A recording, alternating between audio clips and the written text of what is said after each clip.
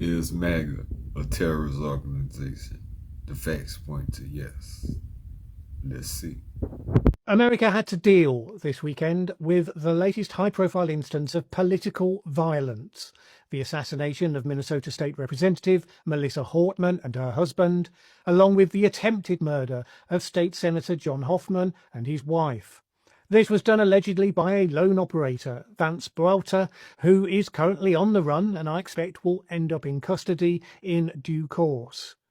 The event, of course, is a human tragedy. Really, nobody should be saying much about it other than condemning the political violence and empathising with and supporting the families and everyone else affected. And various voices, of course, have been doing just that, including, it should be noted, President Trump, who said that such horrific violence will not be tolerated in the United States of America. But just saying it doesn't make it so, and we'll come back to him in a moment. America has a rising political violence problem, and one of the tells for that is that even a tragic event such as this, which in other times would simply get condemnation from all sides, becomes a vehicle for furthering the polarisation that caused it. So, for instance, high-profile Maga influencers were jumping onto it to claim that it must have been carried out by the left. Mike Cernovich told his 1.4 million followers on Twitter that, in the light of how Hortman had voted on a programme called Minnesota Care, quote, "Did Tim Walz have her executed to send a message?" Now, the suggestion falls apart under the lightest scrutiny, but let's not dignify it enough here to bother with that.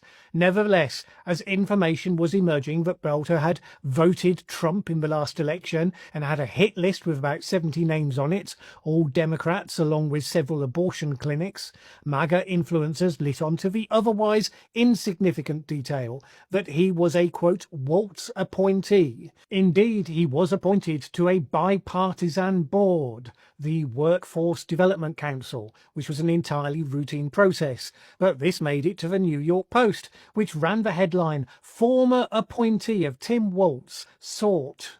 Indeed, Elon Musk, who never yet met a piece of egregious disinformation he didn't instantly retweet and amplify, quote tweeted another user alleging Hortman was killed by the left, adding his own reflection, "The far left is murderously violent." Traditionally, the response to people saying such things would be one of visceral disgust. People disrespecting a tragedy and lying about it in order to worsen the situation that made it possible in the first place are beneath contempt. And traditionally, again, we would have ignored those people because such responses would only have come from the most marginal figures with tiny groups around them, unrepresentative of anybody but themselves, not even deserving of the energy it would take to notice or scorn them.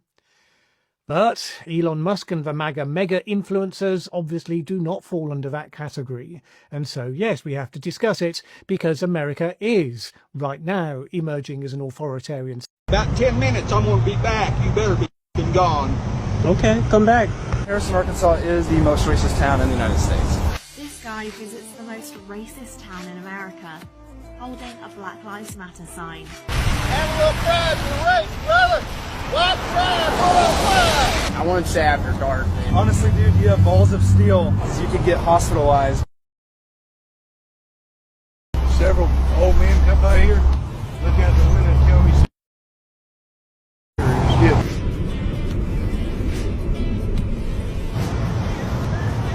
About 10 minutes, I'm going to be back. You better be gone.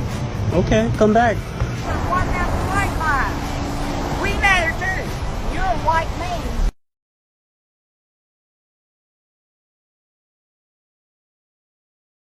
Are you a Marxist? Communist. Domestic terrorist. Why don't you take it to Chicago or New York and hold it up for the chickens out of you? Real job. I'm Jesus. Trash out of town. That shit don't make shit here. Hey, all lives matter, not just black. You're a Caucasian. You're white. You look like a white guy holding a black flag. Not be ashamed to be a white boy carrying that stupid sign. You're white, aren't you? Oh, boy. How you doing? I'm good. How are you? Good. Hey, you saying something, dude? Yes, sir. Thanks.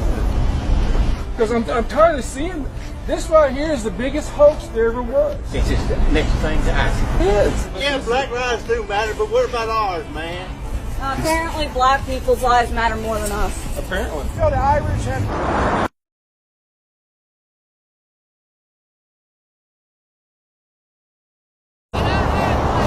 Walmart, they put out this statement. I'm going to ask you to leave. Exactly what I'm saying is exactly what they would ask me to do.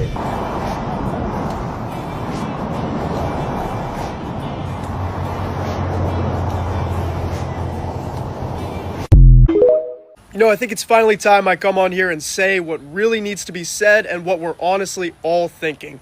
The Maga movement is a terrorist organization. Just yesterday, a Maga sycophant and Trump supporter unalived 2 Democratic lawmakers in the state of Minnesota. He had no Kings flyers in his car and also a list of abortion providers he wants to go after, and this suspect is still at large. You had another Trump fanboy in Arizona getting arrested for bringing a gun to the protest while wearing a mask. Who knows what could have happened if he wasn't caught? Another peaceful protester in Salt Lake City was unalived by a right-wing extremist, and 3 others were critically injured. And then you had psychopaths in San Francisco and Virginia driving their vehicle into crowds of people. Fortunately, neither of those situations became deadly. Folks, Republicans in this country want you to be afraid of illegal aliens, as they call them. They want you to be afraid of militant, radical Islamists. It's well past time we start looking at the real domestic terrorism that's happening in this country, led by militant white Christian nationalists who worship Donald Trump because he's the leader of their sick cult. The Minnesota shooter suspect Vance Bolter was caught and arrested. What happened? The Minnesota shooter Vance Bolter was wearing a fake police uniform and a mask when he shot 4 victims at 2 different homes. And he had a hit list which was filled with 70 targets, mainly Democratic lawmakers and political leaders, to include Tim Walz, who support Planned Parenthood and abortion rights. This happened on the morning of the No Kings protest at 2 a.m. How did they catch him? SWAT teams of more than 75 people were searching for him, and a $50,000 bounty was placed on his head. And after he assassinated the top Democratic leader, Melissa Hortman, and her husband Mark in their home, he then went to another Democratic leader's house, John Hoffman, and his wife Yvette. When the shooter arrived, he pretended to be an officer again and shot them multiple times in their home. However, police were already on him at this point, and the shooter left behind his hat as evidence. The police eventually found him on a trail. How did Vance Bolter convince people he was a police officer? He drove a vehicle that resembled a police officer's, equipped with flashing emergency lights. He also worked for a security company where he was a director of security patrols and had training from the U.S. military. He also wore a police uniform with a mask. He identifies as an evangelical Christian and was originally a registered Republican in the early 2000s, but as of 2019, he said he had no party preference. However, his roommate said he voted for Donald Trump and was a strong supporter even last election. And when the Minnesota Republican Party was asked to share if he voted Republican last year, they refused to reveal the information. This clearly makes it a bad idea for law enforcement to wear masks. That's debatable. Vance Bolter also served on the state board in 2019 with the Democratic leader he assassinated and was originally assigned by Tim Walz as someone who recommends policies to the state government. However, allegedly, Tim Walz didn't even know Vance Bolter and is unsure how he was granted that position. And Tim Walz was even placed on Vance Bolter's hit list. Thank goodness he was caught. It doesn't matter because it's too late. He's obviously not a Republican 2024. I refuse to believe it.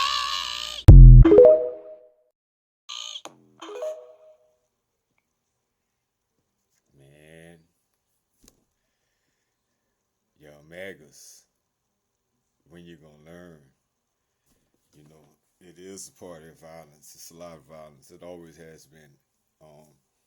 And it don't matter if it's the Republican or the Democrats, whatever you call yourself, you know, you're those guys, you know, the ones that want to do things to other people, want to cause harm and chaos to other people. Not that some of the other ones don't too, but, you know, you're official. That's all I got to say. I'm gonna let the tape roll for the rest of it.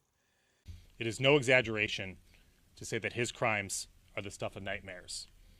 In the early morning hours of June 14th, Belter went to the homes of 4 Minnesota state politicians with the intent to kill them. Belter first traveled to the home of Minnesota State Senator John Hoffman in Champlin, Minnesota. Belter arrived at the senator's home disguised as a police officer. He arrived in a black SUV with emergency lights turned on and with a license plate that read police. Belter wore a black tactical vest and body armor. He carried a flashlight and a Beretta 9mm handgun. He also wore a hyper-realistic silicone mask. Senator Hoffman had a security camera. I've seen the footage from that camera, and it is chilling. Belter knocked on Senator Hoffman's front door and repeatedly shouted, "This is the police, open the door." Senator Hoffman and his wife, Yvette, came to the door. When they opened the door, Belter shined the flashlight in their faces and said there had been a shooting reported in the house. Belter asked if they had any weapons. When Belter lowered his flashlight, which he had shined in their face, they realized that he was not a police officer. They shouted out, "You're not a cop. You're not a police officer." Belter then announced, "This is a robbery," and forced himself into their home. When Senator Hoffman attempted to push Belter out and stop him from entering his home, Belter shot him repeatedly. Belter then shot Miss Hoffman repeatedly. Belter fled the scene, and the Hoffman's daughter called 911. After shooting Senator Hoffman and his wife, Belter traveled to the home of another Minnesota state representative in Maple Grove, Minnesota. Now, fortunately, the state representative was not home. She and her family were gone on vacation, and so Belter left. Belter then traveled to the home of a Minnesota state senator who lived in New Hope, Minnesota. He parked in the street in that same black SUV with the police license plate. At about 2:36 a.m. on Friday night, after learning of the shooting of Senator Hoffman, New Hope police dispatched an officer to conduct a wellness check on the state senator who lived in New Hope. When the New Hope officer arrived at the scene, she saw Belter's black SUV parked down the block with the lights on. The New Hope police officer believed that Belter was a police officer who had been dispatched to the scene to check on the status of the state senator. The New Hope police officer pulled up next to Belter in his car, rolled down her window, and attempted to speak with him. Belter did not respond. According to the officer, he just sat there and stared straight ahead. Belter then traveled to Brooklyn Park, Minnesota, in the home of Minnesota State Representative Melissa Hortman. At approximately 3:30 a.m., Belter arrived at Representative Hortman's house in his black SUV with the police license plates. He parked in the driveway and left the emergency lights on his SUV flashing, as if he was a police officer.